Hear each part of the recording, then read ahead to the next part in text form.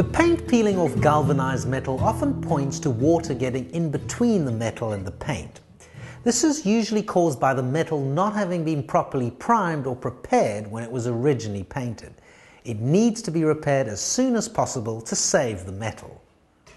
One way to deal with the problem is to remove all of the old paint and to repaint the metal. If you're dealing with a large gate or fence, this could be a little impractical, presenting you with an enormous amount of work.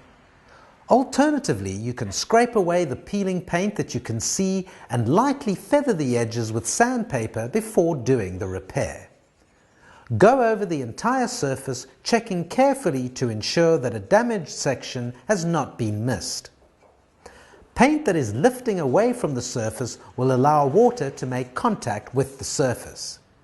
If it sits under the paint, the water will cause corrosion over time, even on galvanized metal. When using sandpaper, care should be taken not to damage the galvanized surface of the metal. If the galvanized surface is sanded away, the metal will be less protected and could corrode very quickly. Once the preparation is done, a primer can be applied to the metal. Traditionally, metal primers have been oil-based, and so cleanup had to be done with terps. And, like all oil-based paints, they need at least 16 hours to dry. There are new water-based primers on the market. They're designed for use on mild and galvanized steel and give great protection against metal corrosion and degradation. They're especially effective in humid and polluted areas and, being water-based, are easy to clean up. The primer will bond to the metal, create a waterproof barrier, and create a good surface for the top coats.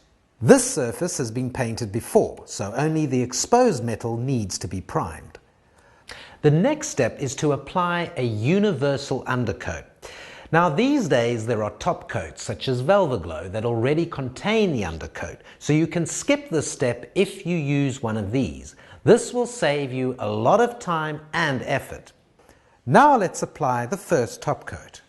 We're using the sponge roller with just a little paint in the bottom of a paint tray.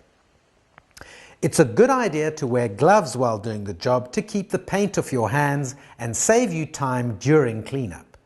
As with the primers, enamels have traditionally been oil-based. Here too, there's a big swing towards water-based enamel top coats for metals. Application is easier, drying time is shortened, which means you can get 2 or 3 coats done in one day, and you can clean the brushes and rollers with water at the end of the job. Using a roller will make the job much quicker and more fun. You may find that the roller causes bubbles on the metal surface. If this happens, try thinning the paint by about 10%, and if that doesn't work, try another roller type. Once again, touch up the edges with a 25mm brush. 2 thin top coats will give the metal protection from the elements for many years. As with most home repair projects, repainting peeling metal can be quite time-consuming, so it's a good idea to get the basics correct, and it won't have to be done again for many years. If you have any further questions, call the PLASCON helpline on the number that's on the screen, or have a chat to your local PLASCON dealer.